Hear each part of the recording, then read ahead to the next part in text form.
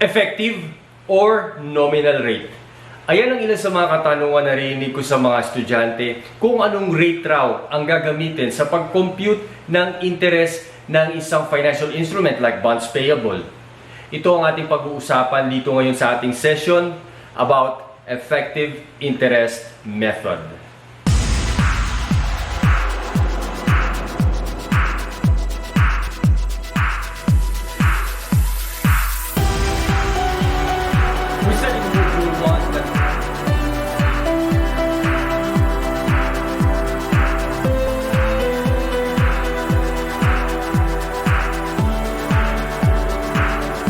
Welcome to ACCQ Continuing Professional Education. Now, itong topic na to regarding effective interest method, ito ay isa sa pinaka-requested na topic dito sa financial accounting or dito sa intermediate accounting. Now, ano ba itong effective interest method? No? Lagi natin naririnig to sa pag-compute ng financial instruments. No? Now, PFRS number 9 requires that discount on bonds payable or yung premium on bonds payable as well as yung bond issue cost should be amortized using the effective interest method. Well, pag sinabing effective interest rate, this is also another term for scientific method or scientific rate. Yung market rate, no? Ito yung rate na kumbaga ito yung totoong rate na binabayaran, no? So this is computed by yung carrying amount ng bonds multiplied by the effective rate. So kumbaga ito talaga yung ito yung interest expense na incur ng company. Whereas yung isa naman, yung nominal rate, ito naman yung rate na nag-a-appear dun sa face amount ng bonds. Okay, kumbaga parang lang siya, parang nandun lang siya sa nasa pambungad lang siya. No, so ito yung alam na rate, no? Pero yung talagang rate is yung effective rate. Some salient features relating to effective interest method is that when the bonds are sold at face value, meaning kung ano yung nakalagay dun sa bond mismo, dun sa papel yung nakasulat, ganun din yung effective rate niya, saka yung yung nominal rate. So the effective rate and the nominal rate are the same. If the bonds are sold at a discount or a premium, the effective rate and the nominal rate are different. Now, for example, if the bond is issued for a discount, mas maliit yung tinatanggap nung bond issuer kesa dun sa face amount nung sa bonds. Halimbawa, 1 milyon yung nakalagay dun sa bonds, no? Ito yung sa face amount. Pero kung discount to, mas mababa yung matatanggap niya. So lower than 1 million, for example, no? And if it's sold for a discount, the effective interest rate is higher than the nominal rate. So meaning to say, itong yung cash payment dun sa interest expense is based on the nominal rate times yung sa face amount. And then yung sa yung sa expenses incurred or dun sa interest expense, base naman to dun sa effective rate times yung carrying amount kung magkano yung natanggap. Now, yung difference nung effective rate saka yung nominal, ito yung amortization. So, discount amortization. I-illustrate natin dito para mas maliwanag. So, medyo may pagka-nosebleed yung proseso no? Pero padadaliin natin. Tapos naman, pagka naman the bond is issued at a premium, so meaning mas malaki yung matatanggap ng bond issuer kaysa dun sa face amount ng bond. So kabaliktaran naman sa discount, no? So ibig sabihin, kung 1 milyon yung nakalagay dun sa face amount ng bonds, mas matatanggap niya mas malaki dun sa 1 milyon. Now, pagka naman if it's a bond issued at a bond premium, the effective rate is lower than the nominal rate. No? Oh, I mean, the effective rate, tama. The effective rate is lower than the nominal rate. So, ibig sabihin, mas mataas yung nominal rate pagka premium. So, yung dun sa nominal rate, dun ka magbabase nung babayaran mo, no? Times yung sa face amount. Doon naman sa effective rate, doon ka magbabase nung interest expense mo, no? Times yung carrying amount. So, ganun yung para ipapakita natin dito. So, ganun rin, the same procedures as yung sa if the bond is issued at a discount, no? So, yung difference ng mas malaking rate, no? Which is yung nominal rate, no? Okay, and then yung effective rate, no? Kasi yung effective rate mas mababa dun sa nominal pagka premium. So yung difference nung dalawa, ito naman yung amortization sa premium. So ipapakita natin dito maya. So gawin naman natin to using this example. So for the effective amortization of a discount. So on January 1, 2020, an entity issued 2-year 8% bonds with face amount of 1 million for 964,540. So this is issued at a discount kasi mas maliit yung matatanggap niya kaysa dun sa face amount na 1 million. A price which will yield a 10% effective interest cost per year. So mas mataas yung effective interest niya pagka-discount kaysa dun sa nominal, yung nag-a-appear dun sa face ng bonds. No? Interest is payable semi-annually on June 30 and December 31. So, maggagawa tayo ng amortization schedule dito. Okay, so schedule of amortization. Ayan. Okay, so lagay natin. So magko-compute tayo dito. So lagay natin dito una yung date. Okay, and then yung interest paid. Interest paid. And then dito naman yung interest expense. Okay, interest expense. Lagyan rin natin ganyan. Interest expense. And then dito, yung discount amortization. Discount amortization. So, ito yung binabawas natin doon dito sa last column, yung carrying amount. There. Okay, so, ang umpisa ng transaction na to is on January 1. 2020. So, wala pang interest nun. So, lagay lang natin yung carrying amount which is 964,540. Ayun. Lagay lang natin doon. And then, yung next na transaction niya would be on June. Okay? Kasi yung semi-annual payment, so that would be on June 30, 2020. So, meron na, nag-lapse na yun, 6 months yun. So, kukumputin natin yung interest payment, no? So, that would be 1 million, no? So, 1 million times yung itong nominal rate niya na 8%. So, that would be 80,000. And since half a year lang, so, yung 80,000 yun divided by 2. Or pwede rin 1 million times 4% kasi kalahati lang ng 8%. Kasi 4% it represents only half a year. So this would be 40,000. Ayan.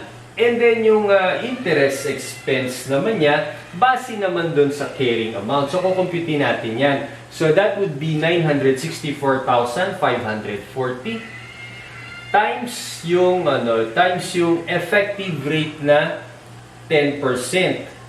Okay? Again, since half a year yan, so kalahati nun, So that would amount to, okay, 48,227. Yan. So kukunin natin ngayon yung difference nitong dalawa ng itong effective rate saka itong nominal. So makikita natin dito, that's 8,227. Now, itong 8,227 naman yan, this is para magpantay sila nung yung face amount nung bonds at the end of the year, at the end of the life of the bonds. No? Okay, so that would be 972,767. Ayan. So that's the purpose of amortization, para mag-equal yung carrying amount saka yung face amount at the end of its life. Okay, and then so December, and of course syempre para to compute rin yung interest expense as well as yung interest payment. Okay, so next is yung sa December naman. Okay, so December 31. Okay, so December 31, okay, this is 2020. Of course, meron din 40,000. So, ano na yan, no? Okay, we know how to compute that, no? So, that's 1 million times yung nominal rate na 8% times 1/2, no? So, 40,000. Okay, and then yung sa naman, yung sa interest expense naman, base naman dito yung bago nating carrying amount, which is 972,767. So, multiply that by 10%. So, kung yung 10%, makukuha natin yung 1-year interest, no? So, kalahati nun, that would amount to 48,638. Ayan. So, kukunin lang natin yung difference nito. Wala bahala dito. Ayan. 638. Ang daling computin kasi 40,000. Whole amount naman siya. Ayan. So, and then, i-add naman natin siya dun sa, sa previous na carrying amount para makuha natin yung balance niya. Okay, so that would be 981,405. There. And then after that, yung sa next na transaction naman, that would be on June 30. Okay, so after 6 months ulit, no? June 30. So 40,000 ulit yan. So makikita natin, that's even naman siya, no? And then yung multiply naman natin yung carrying amount, no, times yung effective interest. So that's 981,405. Okay, so tulungan niyo ako mag-compute dyan. Okay, times 10%. Okay, times 1/2, that would be 49,070. Kunin natin yung difference itong dalawa. So this would be 9,070. Now, idadagdag natin yung discount amortization dun sa carrying amount, no? So, para at the end of it's like magpapantay yan, magiging 1 million siya dito. Pareho nung sa face amount, okay? So, this would be, okay, multiply that. So, 990,475. Okay, now, ang last transaction natin, incidentally, this is 2021. Yan. Okay, so this is December 31, 2021. Yan. Okay. Tinitignan ko lang kung nakikita mo, kung nakikinig ka. No? Okay, so this would be 40,000 ulit yan. No? Equal naman yan. Eh. Tapos, this one, so interest payment, no? Okay, so interest payment, so 990,475. Multiply that by the effective rate of 10%, no? Times yung okay, times 1/2, okay? Kasi kalahati lang.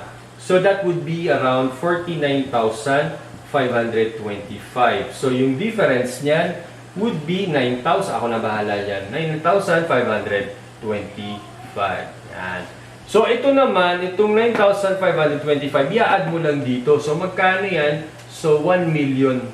Okay, so pantay na yung face amount saka yung carrying amount. So, makikita natin dito na yung interest payment base doon sa face amount ng bond, which is 1 million. And then yung sa interest expense, no, base naman siya doon sa carrying amount. So yung difference ng dalawa, since mas malaki yung sa effective kaysa doon sa nominal, so yung difference yan would be discount amortization. The discount amortization i-add naman doon sa previous na carrying amount. So makikita natin dito sa discount amortization, habang tumatagal lumalaki siya. Okay, lumalaki yung niya, discount, kasi yung niya, yung difference nitong dalawa, yung interest paid saka yung interest expense, lumalawak rin kasi lumalaki yung carrying amount niya. Okay, so now, tignan naman natin ngayon yung journal entries, no? So ito yung entries for the preceding example. So on January 1, debit cash, ito yung issuance na nung bonds, tapos yung nakatanggap siya ng pera, yung bond issuer. So debit cash for 964,540. Debit discount on bonds payable, that's 35,460. And credit bonds payable for 1 million. Ayan, so yung difference nung bonds payable na face amount saka yung cash, yun yung discount. And then on June 30, ito na yung interest expense, yung ginawa natin doon sa amortization table. So debit interest expense for 48,227 and credit cash for 40,000, and yung difference nun, yung balancing figure, is the discount on bonds payable for 8,227. Ayan, so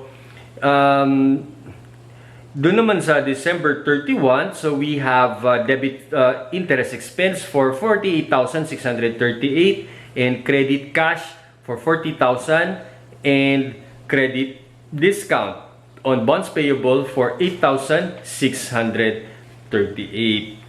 Our next example naman, dito naman sa amortization of premium. So let's read the problem at hand. So on January 1, 2020, an entity issued a 3-year 12% bonds with face amount of 1 million for 1,049,740. So makikita natin dito, mas malaki yung tinanggap nung bond issuer kesa dun sa face amount ng bonds, which is 1 million. A price which will yield a 10% effective interest cost per year. So, yung interest, yung effective interest niya, mas maliit doon sa nominal rate. So, ang gagamitin natin sa pag-compute for the interest expense is the effective rate times the carrying amount. Doon naman sa cash payment ng expense, ito naman yung nung interest is ito naman yung 12% na nominal times yung the face amount. So, the interest is payable annually. So, gagawa ulit tayo dito ng amortization table or schedule for amortization. Okay, so schedule of amortization. Okay. So, the same procedure as we did kanina dun sa discount, no? Pero ito naman premium. So, lagay natin muna dito date. Yan. And then yung interest paid. Okay, so interest paid. Okay, and then interest expense. So nakakalimutan ko lagyan ng ganyan yung I na. Interest expense. Okay. And then yung premium amortization. So amort na lang para mag-cash space. Amortization. Okay, and then yung last column is yung carrying amount. Okay, carrying amount of the bond. So yung date is noong January January 1, 2020. Now, the interest paid, wala pa naman since bago pa lang. Yung carrying amount is 1,049,740. Now, yung next na transaction involving dito sa is yung interest payment doon sa nasa December na. Okay, kasi end of the year. Unlike yung kanina, twice a year siya. So, lagay lang natin dito December 31, 2020. Ayan, so magkano yun? So, that would be 1 million times yung yung nominal rate niya na 12%, so that would be 120,000. Okay, so ayan. So ito yung interest payment. Yung bayaran na interest. And then yung interest expense naman, base naman dito, 1,049,740, multiply that by its effective rate of 10%. So that would be 104,974. Okay, tinanggal mo lang itong 0, no? Okay, para mas madali kasi pag 10%, ganun lang eh. Kung ano yung amount na yun eh. Tanggalin mo lang yung huling amount. Okay, that's my tip for you. Okay, dun naman sa yung difference naman itong dalawa would be the premium amortization. So that would be 15,026. Okay, so yung difference nitong dalawa, no? Okay, and then yung yung kung kanina dun sa discount, no? Ina-add natin dito naman ima-minus para kasi pagka at the end of its life magpantay sila nung face amount na 1 million.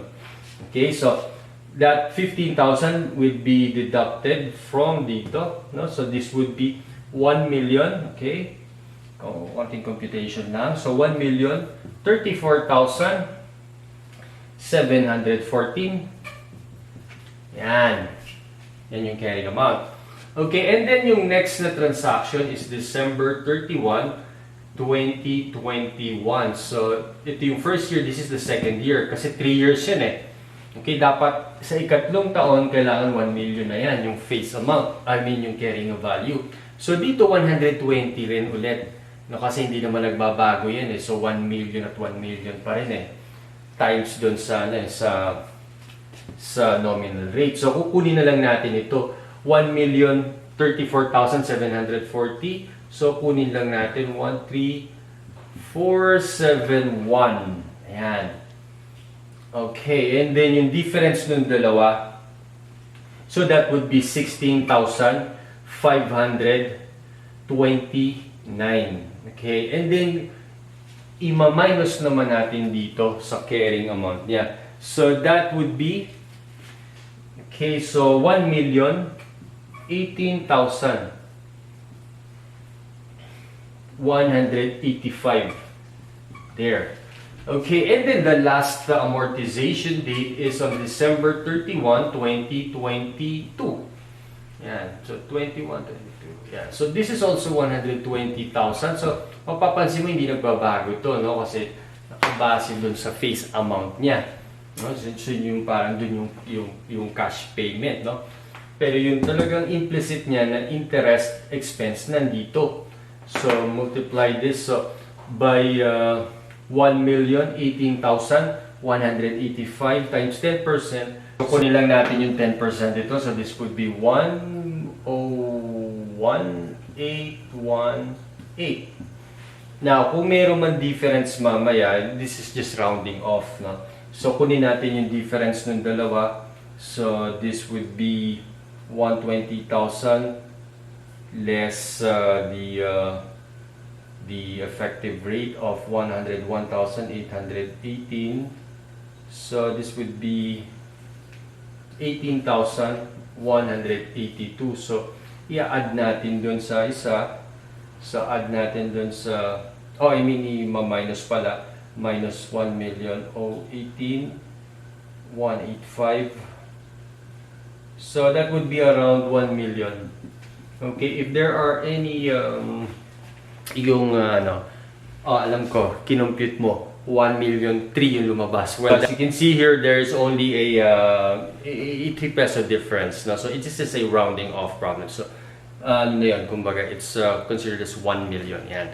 Okay, now, just to recap this one. No? So, may kita natin dito na yung interest payment niya is base doon lagi sa face amount. No, so kaya hindi siya nagbabago. Ang nagbabago itong interest expense because it's based on the carrying amount, no? And then yung difference, no, of course, the premium, no, is deducted from the carrying amount of the bonds payable hanggang sa maging 1,000,000 siya. Ayan. So we're now going to the journal entries. The entry for 2020 is January 1 upon issuance of the bonds debit cash for 1,049,740, credit bonds payable for 1 million, and yung difference is credited on premium on bonds payable for 49,740. And then on December 31, that's debit to interest expense for 104,974, debit premium on bonds payable. Ito yung first interest payment, no? Okay, for 15,026, and credit cash for 120,000. Now, the same procedures will be done for the years 2021 and 2022.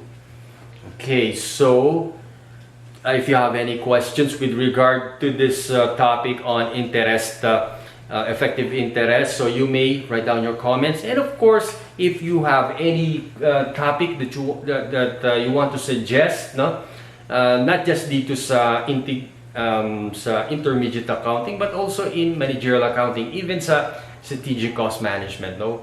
Basta yung mga kasama dun sa CPA board exam.